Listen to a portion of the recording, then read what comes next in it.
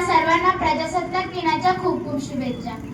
आज या निमित्ताने मी कुमारी कल्याणी शिवाजी रहाणे आपल्या समोर विषय मांडते, पाणी अडवा पाणी जिरवा। मित्रांनो, पाण्याला आपण जल म्हणतो। या दोन अक्षरे असतात, ज म्हणजे जन्मापासून आणि ल म्हणजे लयापर्यंत। जन्मापासून ते लयापर्यंत जे साथ देतं त्याला जल म्हणतात।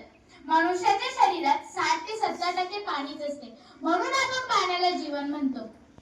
जन्माला येण्यापूर्वी आईच्या पोटात असताना पाणीच आपली काळजी घेते, मग जन्माला आल्यानंतर आपण पाण्याची काळजी घेतलीच पाहिजे।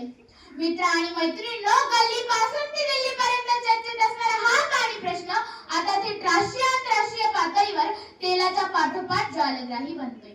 कोणीतरी म्हटले, या शतकात जर युद्ध झाले तर ते पाणी प्रश्नावरच होईल।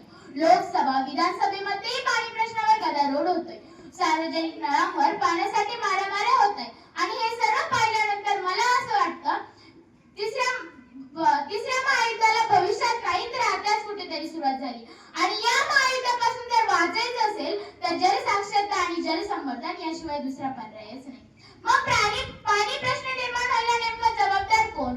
तर मला असं वाटतं महाराष्ट्रामध्ये 3267 जलप्रकल्प आहेत आणि त्यापैकी 267 प्रकल्प जरी पूर्णपणे निधीतून चालले असतील तर आज 357 तालुक्यांना पाणी प्रश्न भेडसावलाच नसता। अरे माणसा, तुला जर तुझं आयुष्य बघायचं असेल ना तर जलसंवर्धन करायला शिक। आताच वेळ आहे, वेळ अजून गेलेली नाही। सरकारच्या पाणी अडवा पाणी जिरवा मोहीम समजून आपण पाणी संवर्धन करू शकतो, नाहीतर एक वेळ अशी येईल पाण्याविना पाणी पाणी करत भटकावं लागेल। नीती आयोगाच्या ताज्या अहवालानुसार 2030 मध्ये आपली पाण्याची गरज दुपटीने वाढणार आहे, म्हणजे काही अब्ज लोक, पशु पक्षी प्राणी हे पाण्याविना तडफडून मरतील। म्हणून निसर्गाने दिलेलं पाणी आज आपल्याला विकत घ्यायला लागतंय। निसर्गाने दिलेलं पाणी आज आपल्याला विकत घ्यायला लागतंय। गोरगरिबांना हंडाभर पाण्यासाठी वणवण भटकावं लागतंय। गोरगरिबांना हंडाभर पाण्यासाठी वणवण भटकावं लागतंय। दुष्काळाच्या अवकृपेने तुमचे आमचे वांदे झाले। दुष्काळाच्या अवकृपेने तुमचे आमचे वांदे झाले। टँकर आणि बिस्लरीवाल्यांचे दाम मात्र दुप्पट झाले। टँकर आणि बिस्लरीवाल्यांचे दाम मात्र दुप्पट झाले। त्यांच्यासाठी पाण्याचा पैसा आणि आपल्यासाठी पैशाचे पाणी आहे। त्यांच्यासाठी पाण्याचा पैसा आणि आपल्यासाठी पैशाचे पाणी आहे। धावणाऱ्या टँकर मागे एक वेगळीच कहाणी आहे। धावणाऱ्या टँकर मागे एक वेगळीच कहाणी आहे। पण लक्षात ठेवा, या प्रगत मानव जातीने परग्रहावर माणूस सुरक्षितरित्या उतरवला, पण त्याला पाणी मात्र अजून निर्माण करता आले नाही। म्हणजे आपण निर्माण करू शकत नाही, पण काटकसरीने वापरू तर शकतो। कारण आजची बचत उद्याचा आधार, आजची बचत उद्याचा आधार। जलसंवर्धनाचा करूया निर्धार, जलसंवर्धनाचा करूया निर्धार। आता तरी पाण्यात कपात करायला शिका, नाहीतर भविष्यात कपात पाणी मिळेल। मित्र आणि मैत्रिणींनो, पाणी वाचवा असे सांगणारे माझ्यासारखे लाखो व्यक्ती, पण वाचवणारे कमी, हीच खरी शोकांतिका आहे।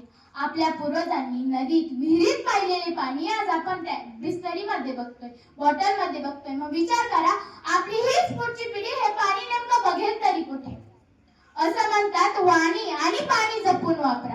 वाणी आपलं वर्तमान काळ, तर पाणी आपला भविष्य काळ आहे आणि आपल्याला आपला भविष्य काळ जर टिकवायचं असेल तर पाणी संवर्धन करावंच लागेल।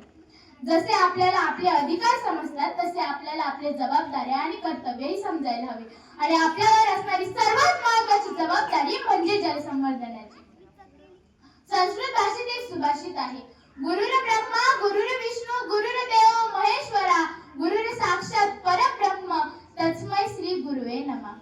या वेदात गुरुला ब्रह्म आणि महेशाची उपमा दिली आहे। गुरु जसे ब्रह्मा जसे सृष्टीची निर्मिती करतो, तसे गुरुही विद्यार्थ्यातील चैतन्य व ज्ञानाची निर्मिती करीत असतो। विष्णू जसे पालन पोषणाचे काम करतो, तसे गुरुही विद्यार्थ्यातील चैतन्य व ज्ञानाचे पालन पोषण करीत असतो। महेश जसा नकारात्मक ऊर्जेचा विनाश करतो, तसे गुरुही विद्यार्थ्यातील अज्ञानाचा विनाश करतो। आणि गुरुला परब्रह्मा स्वरूपाची उपमा देत त्याच्या इतके या जगात कोणीही श्रेष्ठ नाही असे वेद सांगतात। पाण्याबाबतीतही आपल्याला असे काहीसे म्हणता येईल, जलर ब्रह्मा जलर विष्णू जलर देव महेश्वरा जलर साक्षात परब्रह्म तस्मै श्री जलवे नमः। या वेदात जलाला ब्रह्मा आणि महेशाची उपमा दिली आहे। जीवसृष्टीची निर्मिती जलातच होते। जलच या सृष्टीचे पालन पोषण करते आणि जल हे तृष्णेचा विनाश करते, म्हणून जल हे सर्वश्रेष्ठ आहे। पाणी पाणी हे जगण्याचे प्रभावी माध्यम असल्याने आपण त्याचा वापर काळजीपूर्वक केला पाहिजे. शेवटी मी दुष्काळावर आधारित एक कविता सादर करू इच्छिते. दुष्काळाचे नाव ऐकून जीवाची होते लाही, दुष्काळाचे नाव ऐकून जीवाची होते लाही. खाण्याचं अन्न नाही, पिण्याचं पाणी नाही, खाण्याचं अन्न नाही, पिण्याचं पाणी नाही. गोठ्यात गायही हंबरते, वासराला दूध नाही, गोठ्यात गायही हंबरते, वासराला दूध नाही. पाऊसही पडेल कसा ढगात पाणी नाही, पाऊसही पडेल कसा ढगात पाणी नाही. वारा मोका तरी सुटतो, अडवायला झाड नाही, वारा मोका तरी सुटतो, अडवायला झाड नाही. अरे दुष्काळ दुष्काळ नाही सुखाचा हा काळ, थेंब भर पाण्यासाठी रडे झोई तलाबाळ, थेंब भर पाण्यासाठी रडे झोई तलाबाळ. कर्ज माफ डोईवर कसं फेडू मी देवराया, कर्ज माफ डोईवर कसं फेडू मी देवराया. लेखी येतील सणाला काय देऊ त्यांना खाया, लेखी येतील सणाला काय देऊ त्यांना खाया. सावकार दररोज वाट्या माझी अडवतो, सावकार दररोज वाट्या माझी अडवतो. कर्ज फेडू कसं त्याचं राती उरा बडवतो, कर्ज फेडू कसं त्याचं राती उरा बडवतो. जीवाचं भलं बुरं कधी करावं वाटत, जीवाचं भलं बुरं कधी